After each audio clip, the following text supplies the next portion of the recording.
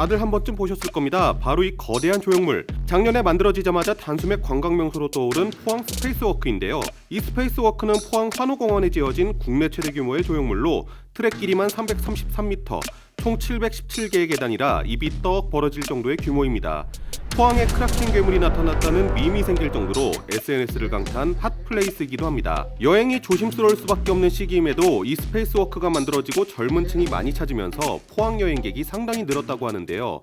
여기뿐만 아니라 주변에 꼭 가봐야 한다는 명소가 몇 군데 더 있습니다. 산책하기 딱 좋은 청송대 감사 둘레길도 있고 기존 습지를 예쁘게 꾸며둔 수변공원도 힐링 스팟이라고 해요. 그리고 론 아라드와 아니시카 푸어 등 유명 아티스트의 조형물들이 쫙 깔려있는 파크 1538은 사진 맛집으로도 잘 알려져 있죠. 근데 이 모든 곳이 포스코가 포항을 위해 만든 것이라고 하는데요.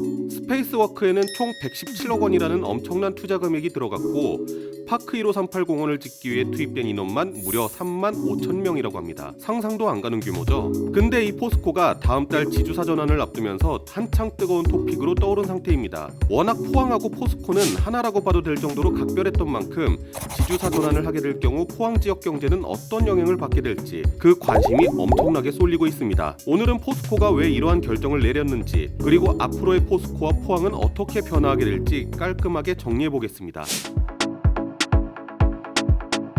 포스코가 왜 이토록 뜨거운 이슈가 됐는지에 대해 알아보기 위해서는 먼저 포스코가 결정한 지주회사 체제가 무엇인지부터 알아야 합니다. 물론 평소 주식에 관심이 있는 분들에겐 익숙한 단어겠지만 그래도 간단한 예시를 들어서 짚고 넘어가 보자고요. 여기에 A라는 기업이 있습니다.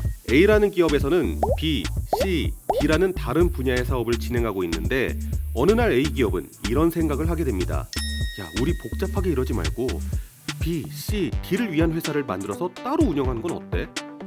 그래서 A기업은 회사에 속한 B, C, D라는 회사를 만든 뒤 이 회사들의 주식 일부 혹은 전부를 소유해 이들을 컨트롤하는 위치에 서게 되죠. 이렇게 회사가 나눠지게 되면 각 분야가 파트별로 있기 때문에 전문성도 커질 뿐더러 빠른 의사결정이 가능해지죠. 그리고 각자 맡은 분야에서 성과를 낸 만큼 인정받을 수 있다는 점이 엄청난 장점을 가지게 됩니다. 이것이 바로 포스코가 다가오는 3월 2일 전환을 앞둔 지주회사 체제입니다. 그래서 SK나 GS, LG, 롯데 등 우리가 알고 있는 대부분의 대기업들이 지주회사 체제로 운영되고 있어요. 포스코 역시 이러한 장점들을 위해 지주회사로 체제를 전환한다고 발표한 거죠. 물론 국내 기업들도 지주회사 체제 전환으로 성공을 거뒀지만 조금 더 확실한 성공 사례를 보여준 곳은 바로 미국의 구글입니다. 구글 모르신 분은 없겠죠. 4살짜리 꼬마도 알고 있는 구글.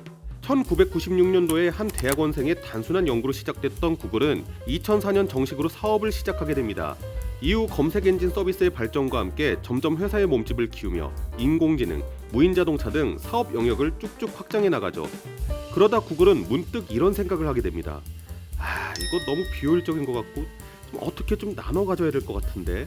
그래서 구글은 지난 2015년 알파벳이라는 이름의 지주회사 체제로 운영 방식을 180도 바꾸어버립니다. 구글은 이 알파벳을 설립하면서 구글과 구글 연구소를 포함해 다른 과학 관련 조직들을 모두 자회사로 편입하며 탄탄한 회사 체계를 확립하죠.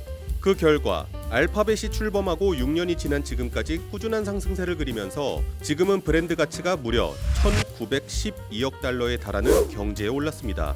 달러로 애플과 마이크로소프트 다음 가는 세계 기업 순위 3위를 달리고 있는 빅 오브 빅 거대 기업으로 자리 잡게 된 역사가 바로 이렇게 된 것이죠.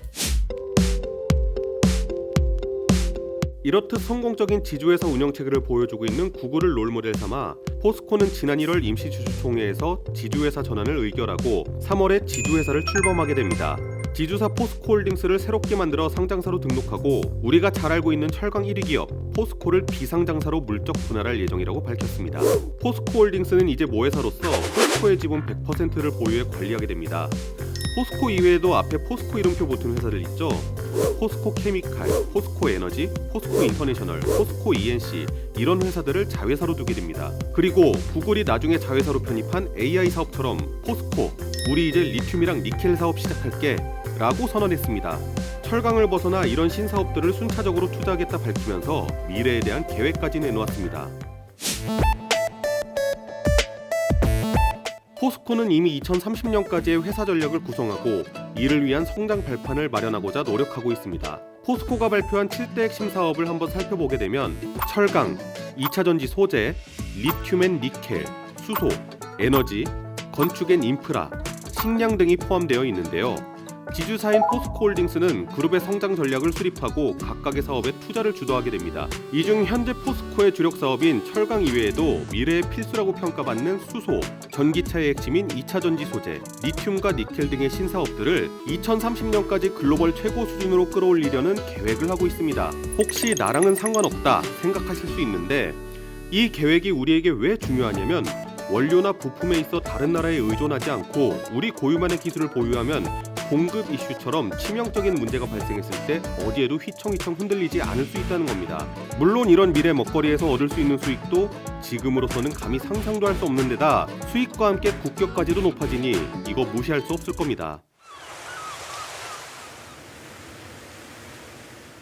일각에서는 이런 지주회사 전환에 대해 포항을 이제 떠나는 것이냐 우려 섞인 목소리가 나오기도 하고 있죠. 하지만 지난 11일 김학동 포스코 대표이사 부회장이 직접 나서서 입장을 표명했습니다. 포스코 지주사 출범으로 포항 광양 인력의 유출이나 지역 세수의 감소는 전혀 없습니다. 포스코는 여전히 포스코그룹의 핵심 사업입니다. 앞으로도 철강 산업에 있어 글로벌 최고 경쟁력을 유지하기 위해 끊임없이 투자를 이어나갈 예정입니다. 이뿐만 아니라 앞서 소개했던 스페이스워크와 파크 1538, 이와 같이 포항을 위한 관광 명소를 더 늘리겠다고 밝히면서 지역 상생에 대한 확고한 뜻도 함께 밝혔습니다. 결국 미래 먹거리 개발을 통해 지속 성장이 가능한 기업이 된다면 지역 상생도 더욱 활발하게 진행할 수 있게 될 것입니다. 이때까지 우리는 포스코 하면 당연히 철강을 떠올렸죠. 하지만 8년 뒤에는 포스코 하면 전기차 배터리 소재, 수소 환원 제철을 떠올리게 되는 2030년이 될지도 모르겠습니다.